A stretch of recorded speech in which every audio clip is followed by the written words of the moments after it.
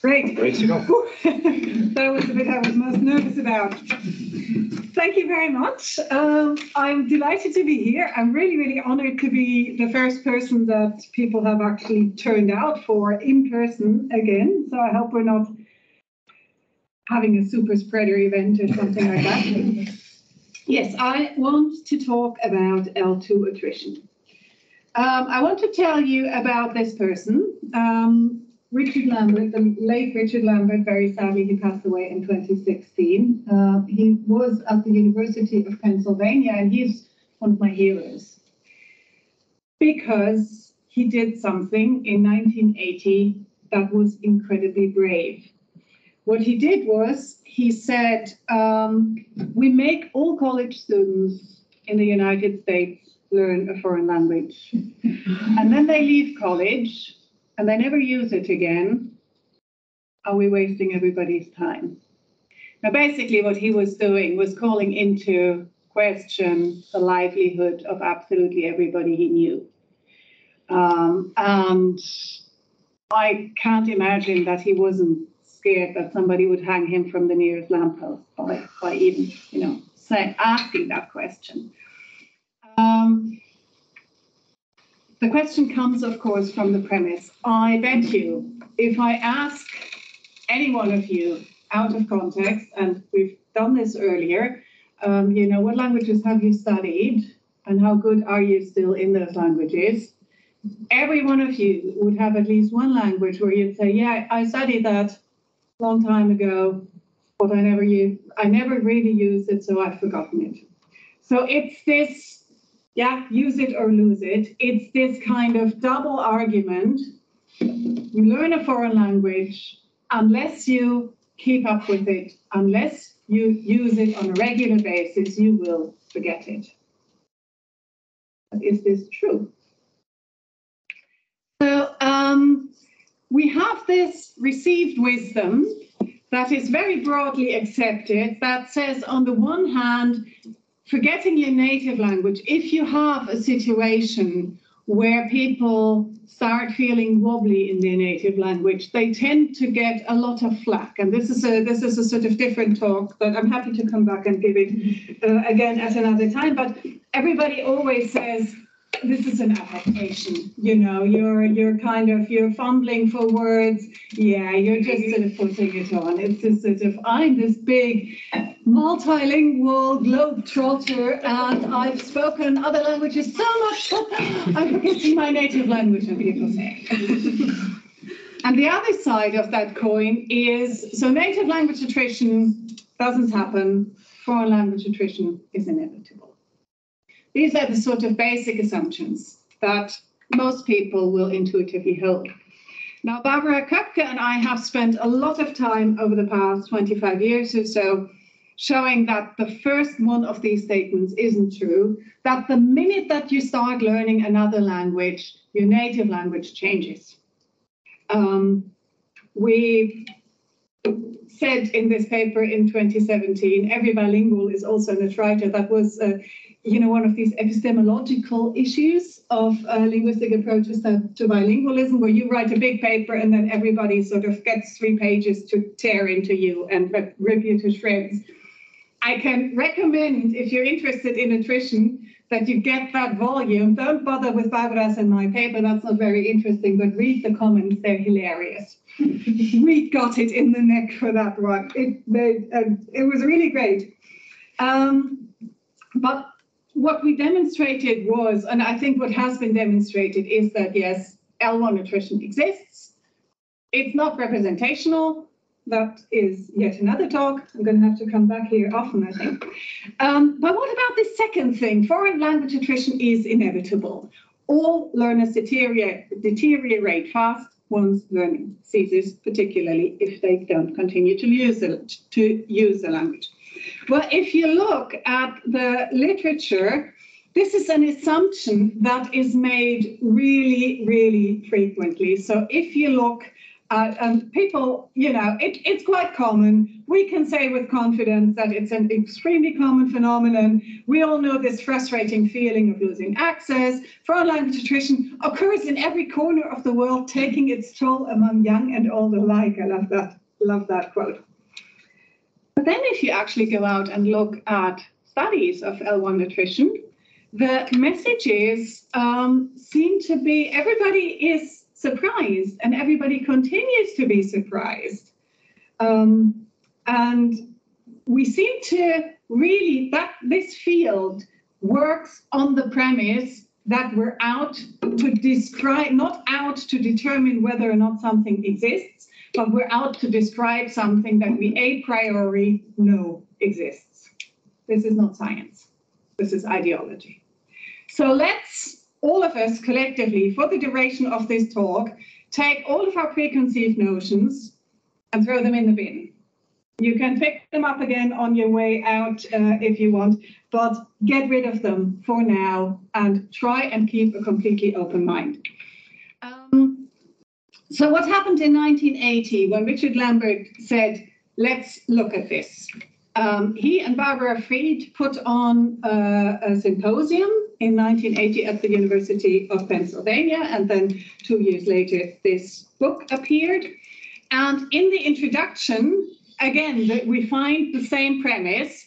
We know that it exists. We don't know what it looks like.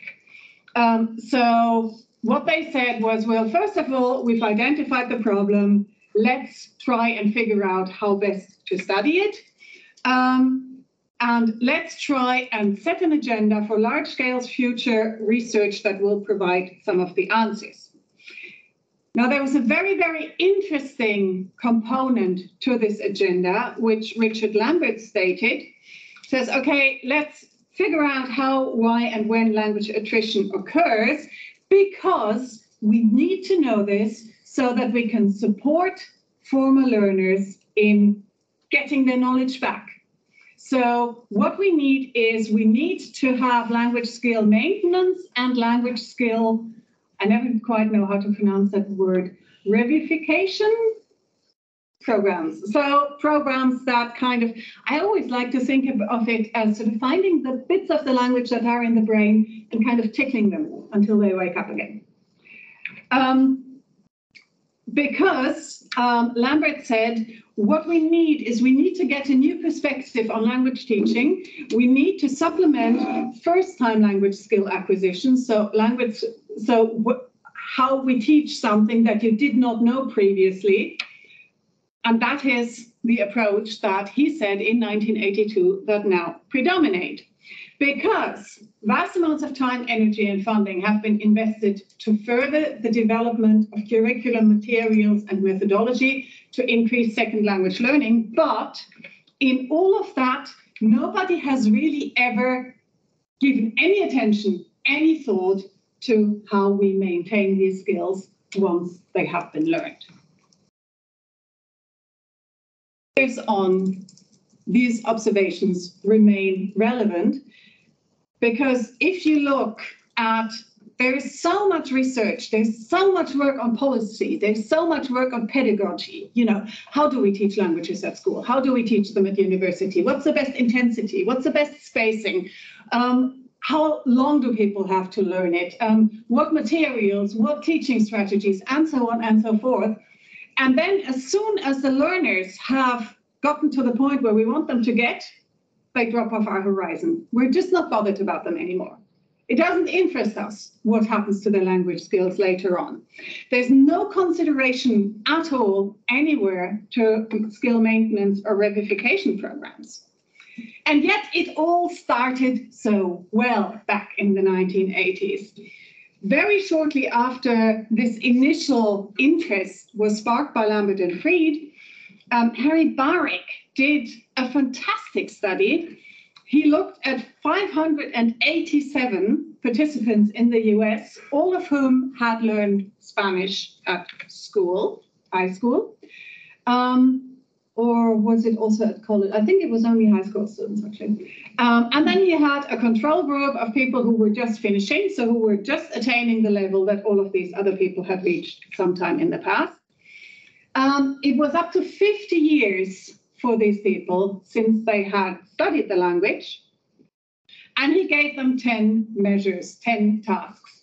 Now, the study very much under-describes what exactly they had to do. So we don't really know what grammatical features were tested, what lexical items were tested.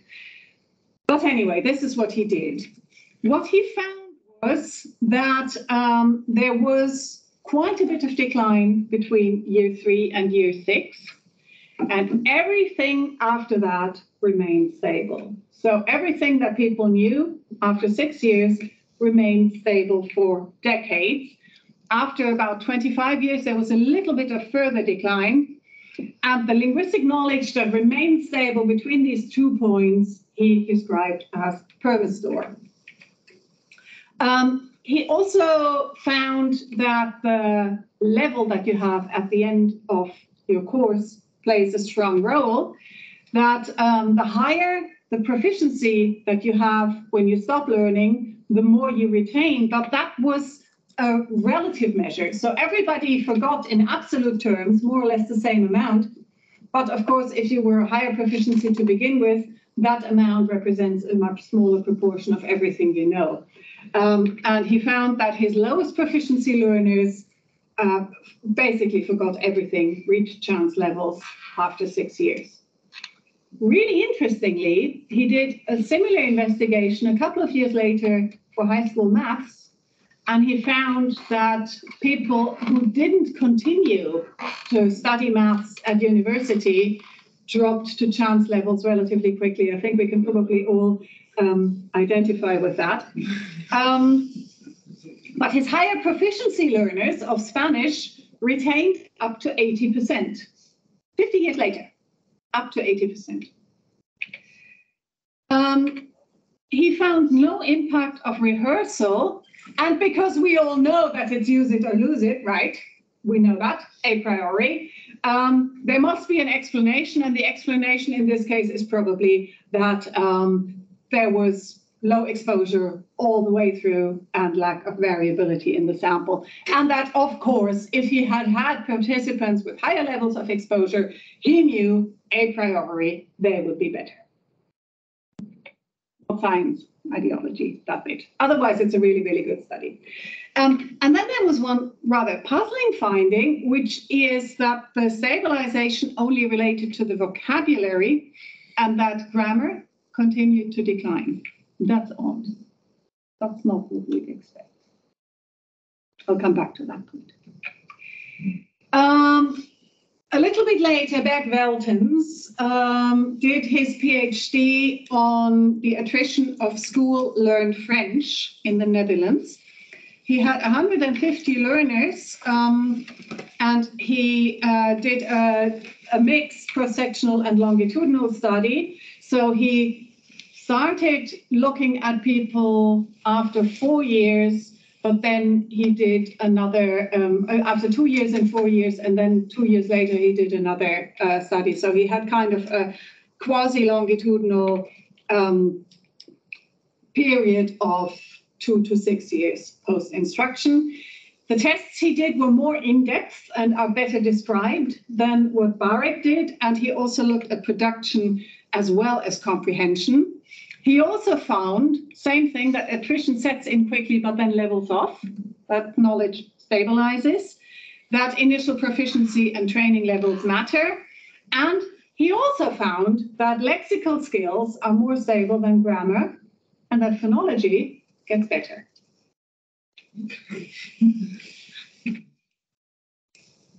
So this was the really good, promising start. And initially, in the 1980s, initially there was more interest. So these are just the numbers of studies. Yellow is a number of studies of foreign language attrition within these 5-year time periods. And the blue line is number of studies of native language attrition. You can see that native language attrition overtakes foreign language attrition around 1990, and then continues to really, really outpace virtually nobody does L2 attrition anymore, and it's really, really a pity. Also, after these initial, BAHRICK, 580 participants, WELTENS, 150 participants.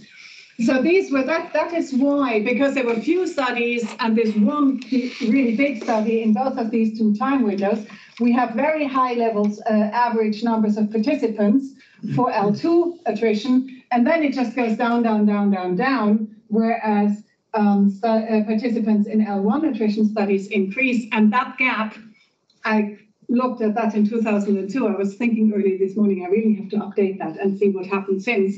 But what I can tell you is that numbers of participants in L2 attrition studies tend to be really, really small, really, really low. Also, the field is really fragmented. Of course, L2 acquisition happens in such a diverse range of contexts that it's really, really difficult to generalize. And if you look at what people have done, you have a mix of instructed and immersed contexts, but there are very few studies that do not have some kind of immersed component to it. So there are studies that there are quite a few studies, good studies, that look at study abroad, what happens. So that's this mix where people first learn a language instructed in the classroom and then they go and use it in the context. There are studies like Christina Flores' studies on returnees. These are also, this is usually more or less fully naturalistic learning. So these are heritage speakers, for example, Portuguese children who live in Germany, who are brought up in Germany, and then at some point return to Portugal, what happens to their German, those kinds of things. There is a set of really interesting studies of the Latter-day Saints missionaries. So these are the Mormons in the United States who, as young adults, tend to undergo very intensive training in a foreign language, then they go abroad for 2 or 3 years and proselytize, and then they come back. What happens to their Korean, their Chinese, their Spanish, and so on? So there's some really interesting studies there. There are studies of instructed learners of minority languages, such as Irish Gaelic, and so on. What there isn't really is what happens to purely instructed L2 learning. What happens to those of us who have learned a language in the classroom and have never really benefited from any kind of naturalistic exposure? Those are the people who feel most strongly that they are losing their skills. And those are probably the people that we need to support the most, but very, very, very little is known about that. Sample sizes are small.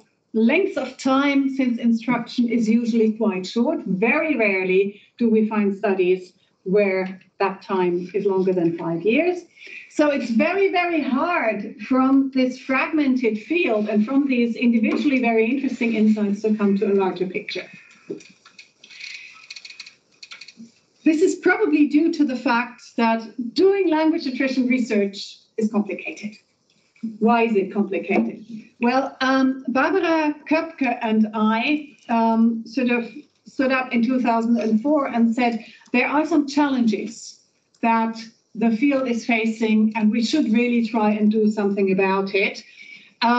First of all, at that time, particularly when you were looking at L1 attrition, what people did was they took the different theories that are out there to account for second language learning, whatever it is at the time. Parameters were still a thing, and then minimalism came in, and then there's usage-based theories, and there is interface hypothesis, all these kinds of theories that try and predict how learners would make their way into a second language. And then everybody just thought, right, let's just take this theory and turn it on its head, and we will have a clear prediction, an outline of how attrition will work. It doesn't work like that.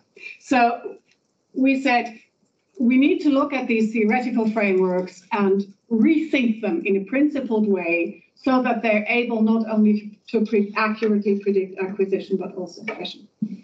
Secondly, we said, let's try and get together and agree on methodological things, because everybody just went out and invented their own test battery and their own little experiment here. And so you were left after 25 years of work on language attrition, you were left with a lot of studies and really no common picture that you could extract from it.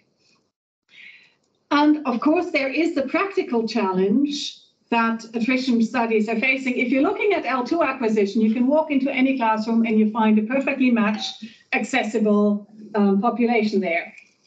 Relatively similar levels of proficiency and relatively similar exposure history and so on and so forth. You can't do that with attrition. You have to go out and find the people, and that's hard.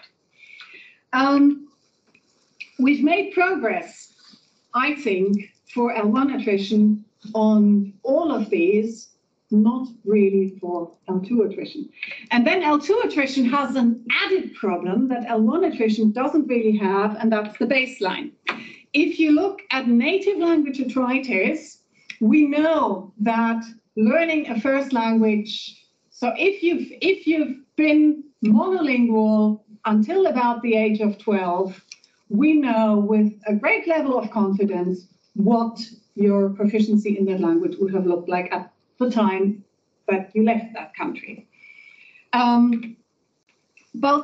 both the sequence and the pace in which native language learners acquire their language tends to be relatively homogeneous.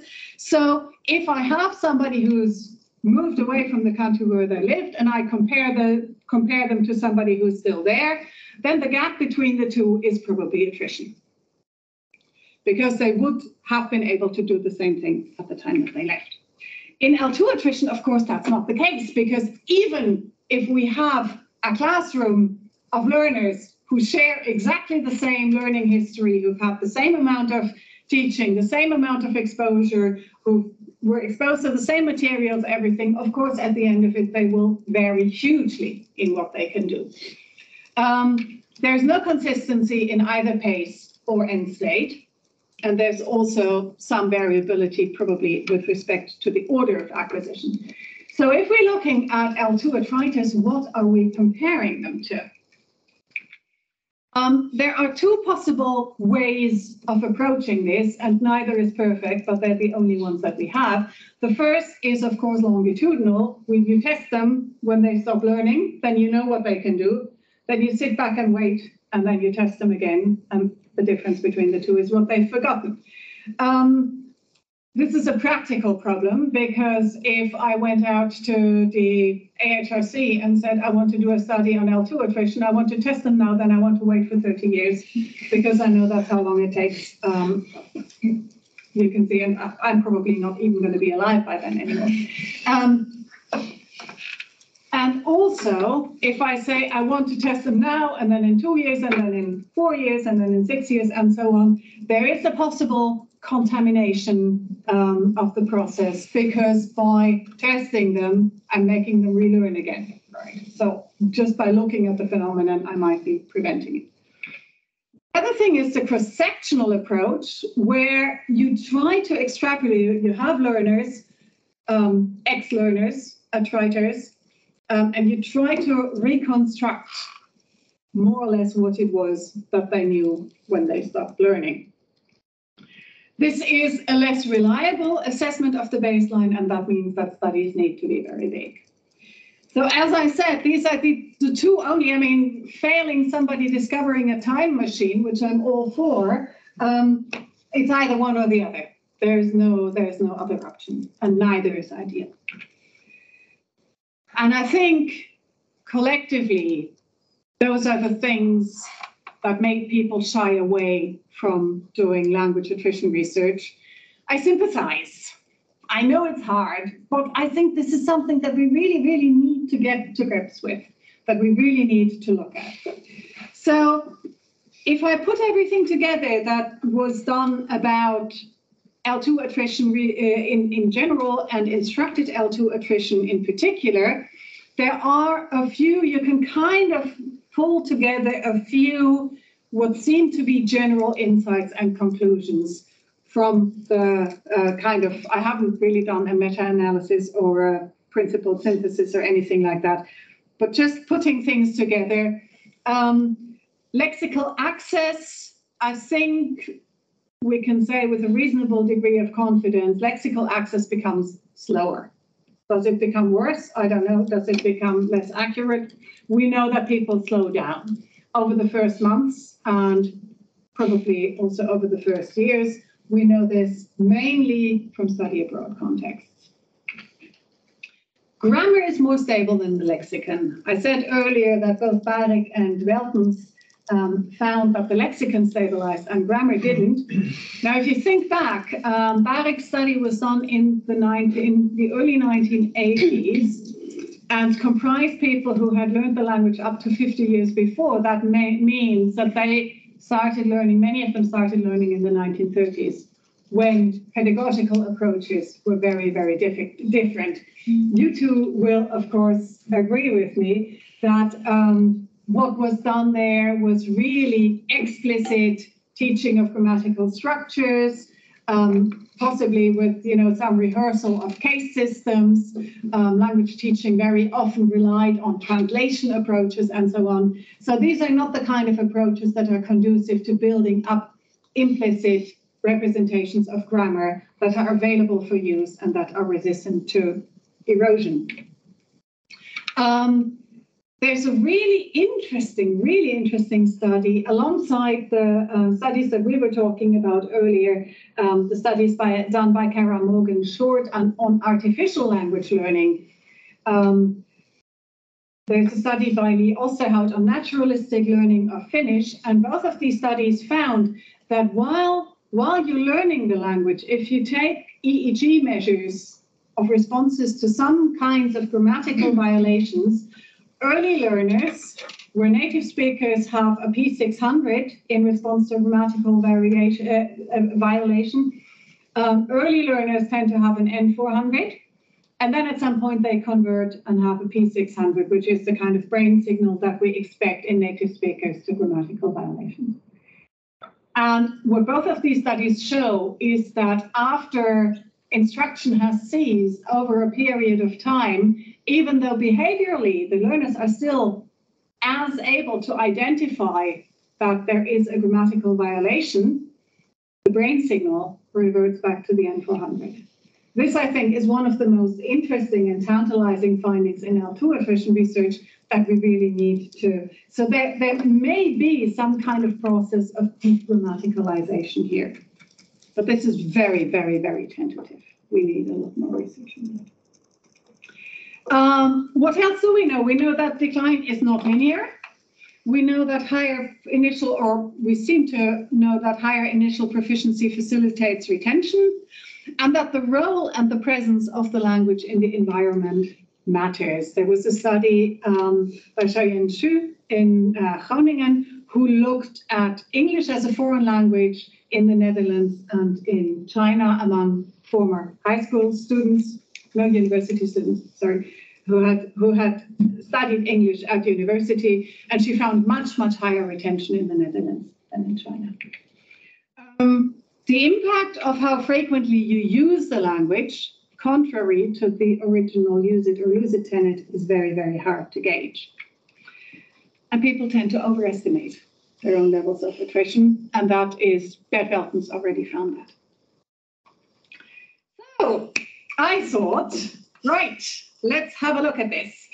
With my two very dear colleagues, Florence Miles and HL2C-SLLAT at the University of Essex, we put together an online study of almost 500 native English speakers who had learned French either to relatively low levels. That's they did a French GCSE, which is sort of A2 low B1, or higher proficiency A-level, about B2. Unfortunately, as you can see, this is a pilot. Numbers are skewed, and there's all sorts of things wrong with it. But I do think that the outcomes are quite interesting. They were about 11 when they started learning, and they had learned the language between 1 and 63 years previously. So quite comparable in all sorts of ways with BAHRICK'S study. But what we did was we did a much more intensive personal background because of all the insight that we have now into predictors, into other factors. So we looked at personal background, length, timing, and intensity of instruction. We asked them how good they had been when they stopped learning, how good they thought they were now. This was sort of self-rating, the can-do scales that are normed against the Common European Framework of Reference. And then we gave them a lot of sort of sliders where they could move the slider between 1 and 100, saying how dedicated, diligent were you compared with the other kids. If you say here on one end of the scale is the kid in your class who was the nerdiest, always did their homework, always did everything, and here was the laziest who never did anything, where on this continuum are you? Here's the most talented, here's the least talented, where are you, and so on. Their attitude, did you like learning French? Was your teacher nice? Was it interesting? How did you experience this, your language classes? And then how often do you use French or are exposed to it? Did you watch Call My Agent on Netflix, that sort of thing? How often do you go on holiday? Do you ever use it for work? Do you have any, and so on. And then we also said, is your proficiency at the present moment better or worse than it was when you stopped learning? What do you think? Worse. And then we threw some language measures at them. We gave them a relatively superficial grammar test. It was based on the placement test that the Department of Language and Linguistics at Essex uses with students who come in to determine what level to send them to. This is normed against the CEFR, Common European Framework of Reference, consisting of, we pared it down a little bit, consisting of 30 multiple choice questions about various aspects of grammar. And then we gave them the Lextail. So this is a measure that's used very often. It contains, the original version contains about 40 items that are existing words of French and 20 items that are plausible non-words. And you have to say, is this a word or not? And then you sort of compare hits and misses on both of them. We shortened it also a little bit using 20 real and 20 non-words. So for the predictor variables, we took all the stuff from this big questionnaire. I think we had all in all across, exposure, attitude, ultimate attainment, and so on. It was about, I think, 60 or so variables. So we extracted 27 variables there. Can't have been 60. Anyway, sorry. 27 variables went into the principal component analysis. They covered how frequently you use or are exposed to the language, the experience at school, attitudes towards the language, culture, and society, and how talented and diligent a learner they were. From this mass of data, 5 components were extracted. The first and best and most consistent related to L2 exposure. Second, experience at school, the instrumental attitude, the affective attitude, and how well they rated themselves as being a good and talented learner. So those were our 5 components that we used as predictors, alongside the sort of general information that we had about their learning experience. Now, regression. Do I assume that everybody here is quite familiar with the concept, or are there people who are a little bit wobbly about it? Don't be shy. It's just, okay, wobbly person. Thank you for being brave. What regression does is regression takes an outcome variable. So in this case, how well people do on a proficiency test, where you have a great deal of variation across your population, and you try to figure out why some people perform better than others. You do this by one by one adding explanatory variables. And the goal is, if I know enough about you, I know that you learned French at some point, if I know enough about you, I should be able to predict how well you will do on this test before you even do it. So the step 1 was to ask, does the proficiency of the people that we tested here differ depending on whether they did GCSE or A-level? And the answer was yes, it does. So if we have only that, if we knew only that about them, anybody who did a GCSE should get about 26 on the test, and anybody who did the A-level should get about 36 and a bit. Now, of course, that is not a good predictor, because this is what people actually got. So we have people from A-level who performed very, very poorly. Some people are more or less where they're predicted to be. Others are either much better or much worse. So then we refine the prediction by saying, what else do we know? So the next step is we say, okay, let's model this along how long ago it was that you took the language. So here is everybody, this is the scatter plot by length. Now everybody who, what did I do? Help! How do I get? After twice. Sorry? Spring. Yeah. Yeah. Ah, thank you. I won't touch it again. So everybody who's got a little star did a GCSE, everybody who's got a little triangle did an A-level, and based only on that, we would expect all the A-levels to be on this line and all the GCSEs to be on that line.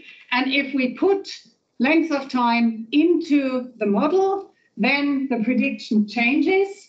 And you see that for A-level, the slope is slightly steeper than for GCSE. So that means the model is now better. But there's still a lot of variability here that I can't account for. This person here is predicted quite well. This person here is predicted very badly. This person here is also predicted very badly. So this person up here is much better than we thought he would be, or she. This person down here is much worse. What else do we know about them? So in the next step, we then say, okay, I've accounted for, so I have this prediction here, and I forget about the fact that this person here is just under 60. I only look at how far away from the line where they should be they are. So these are, I touched it, nothing happened, good. These are what statisticians know as residuals, right? So then we put in one factor after the other to try and decrease and decrease and decrease the residuals more and more. And each of these predictors accounts for a certain amount of variance. Every time we have explained something, we take it out of the equation, and then we put in the next predictor, and we see whether that makes the model statistically significantly better. So I'm going to show you the first model that we did, and our outcome variable is a measure of proficiency, and I'm going to be a little bit cagey here and not tell you what exactly that measure was. I'm only going to, I'll tell you later, but just to show you initially how it worked, I'm going to show you. So what we did was, first of all, of course, we have to establish the baseline. So everything we knew about their learning experience, what level they had reached, how many hours of instruction they had had, how well they had rated their own proficiency at the end of learning, whether they were a good learner, and so on. We put all of that in to try and first of all establish where they were at the end of the learning process. Then we put in what else we knew about this person, how old they were when they stopped learning the language. There was, you'll recall, there was very, very little variance in how old they were when they started, so we didn't put that in. Frequency of exposure, and the other things that we established by means of the principal component analysis. Now, here is my model. These are all the predictors that we put in. What we found was that actually, for this proficiency measure, that you don't know what it is yet, none of the features that related to learning, intensity of learning, length of learning, success of learning, none of those features were significant. The age where they stopped played a little bit of a role, and then we had a very, very high effect of the frequency of exposure since learning, the enjoyability of the learning experience, the attitude towards the L1, both instrumental and affective, and the final adjusted R-square was 0.32. That's still weak in statistical terms. By attrition standards, it's massive. Attrition never finds anything. Now, I'm going to have a little prize question here. What do you think the proficiency measure was that I put in here?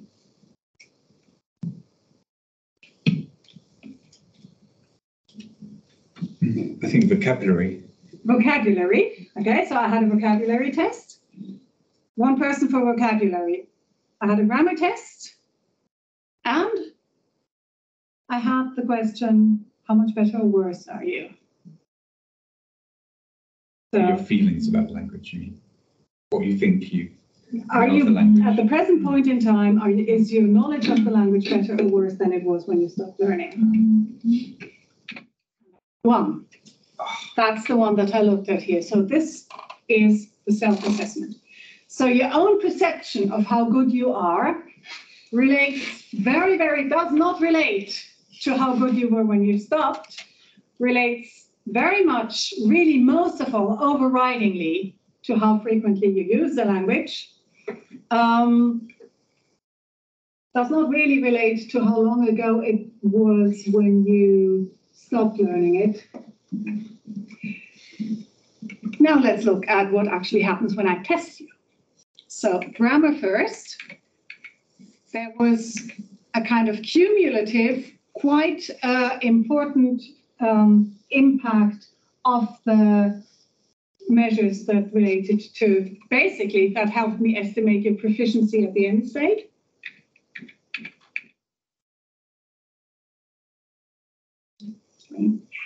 A bit of attitude, but nothing.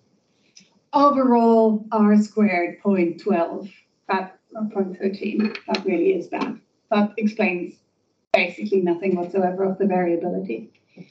Vocabulary, what do you think? Is vocabulary going to be better or worse in that respect? Am I going to find more impact for vocabulary than for grammar, or less? Almost out of time, I think. Is it okay if I run over a little bit? What do you think? More or less vocabulary? More, less? Everybody commit yourself. More. And as it is so often the case with respect to any intuitions about attrition at all, you're all wrong. Nothing. R square 0.07, that is like 0. None of the things that I looked at had any predictive power, essentially, for how well they scored on this vocabulary test. Except that the people who did GCSE performed worse than the people who did A-level. So, now, of course, here's a summary of the models. Interestingly, for vocabulary, I actually found a negative effect of how long ago it was and a negative effect of the frequency of exposure. So the people who used it more and had studied it longer ago performed better. Now, who used it less and had studied longer ago performed a little bit better. It's probably just the sort of fluke of the model. Anyway, or possibly, you just, as you get older, you learn more words. As you get older, you're better at using words, and possibly some of that transfers to your second language. But that's just a hypothesis. So, self-assessment of whether or not school learned foreign language has deteriorated relies on how often the language is used, how you experience your instruction, and what attitude you hold towards the language and how long ago it was since you studied it. Score on grammar task is shaped by initial proficiency and a very, very tiny little bit by attitude. How well you do on the vocabulary task is shaped by initial proficiency, and then there's this sort of really curious reverse effect of length of time and frequency of exposure. Now length.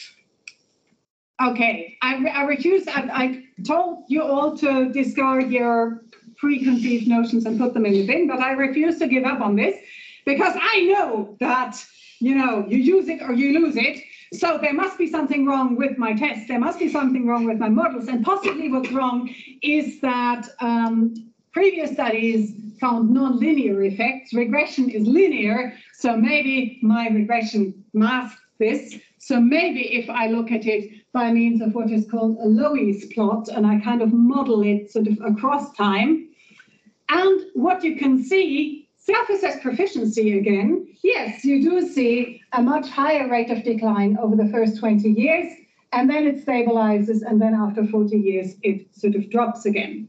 So what we think happens to our language is not completely linear across time. We think that it deteriorates most for 20 years, and then people who studied it 40 years ago and people who studied it 20 years ago, they don't differ very much in how much they think they learned it. So here in the middle would be where they were when they stopped learning it, and you can see that even for the A-level students, they drop below that line after about 5 years, and the GCSE students drop below that line even earlier than that. Grammar, these are the GCSE people. The A-level people are a little bit more rocky. That's just because there aren't that many of them. There seems to be this sort of little deterioration and then a kind of bump here after 20 years. But I think that's just because I happen to have a few people here who did very, very well in that particular time window. So I think I need to replicate this with a much larger population and a much more balanced population to see what happens here. Vocabulary, length of time, and what do we see? We see a slow but steady increase.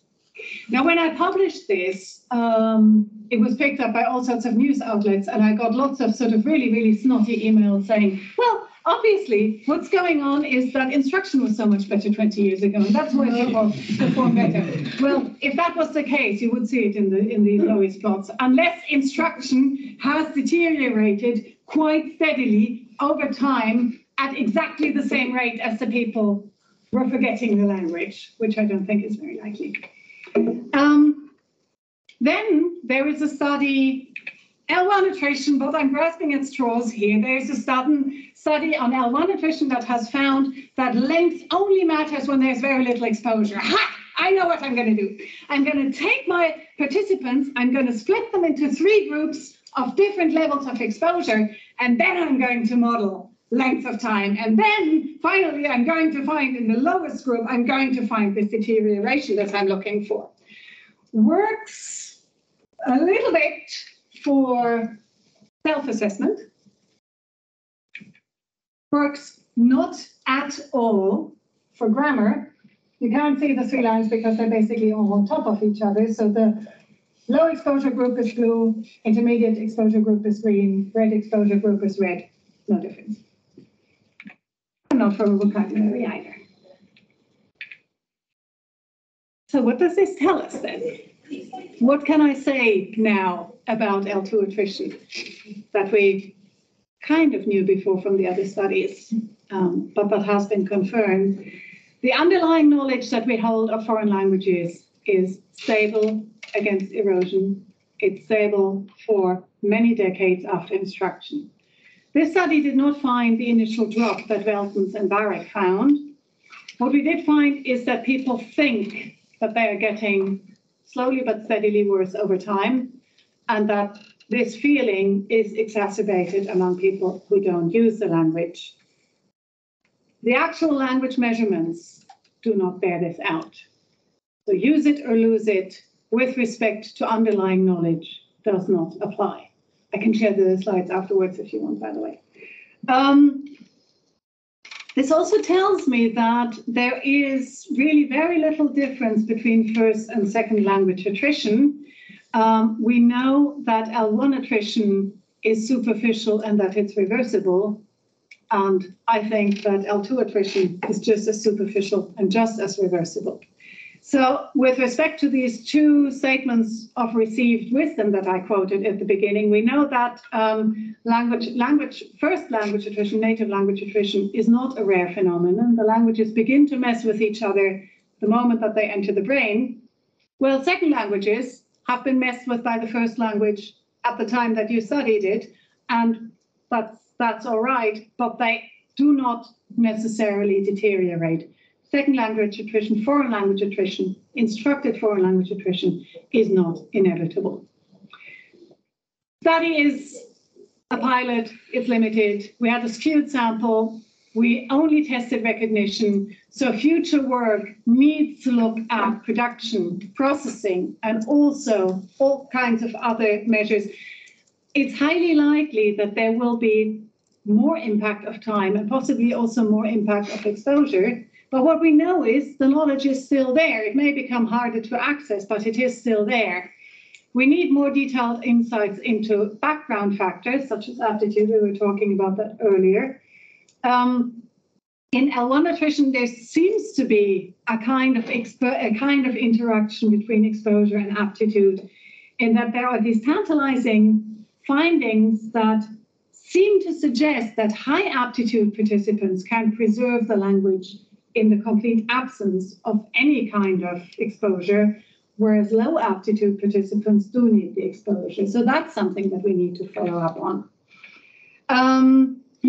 So the proficiency test that we used wasn't really designed to give us insight into what is actually going on with respect to access.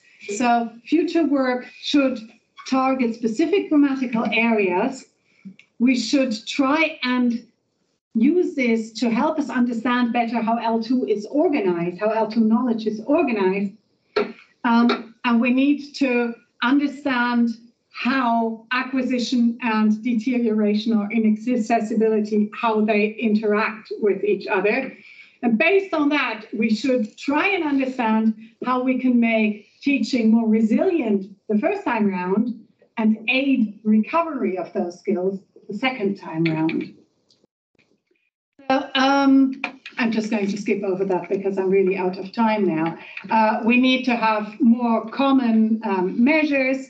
We need to have a sort of more unified field. We need to have bigger studies, better studies, and so on. But most of all, we have to spread the news. And this is something that people really love hearing. When I published this study that I talked about today earlier on, 157 news studies were published about it across the world. I found Spanish ones and French ones and all sorts of things. So this is something that people are ready to hear, and this is something that people want to know about. So let's get all together and look at language, foreign language attrition. Thank you.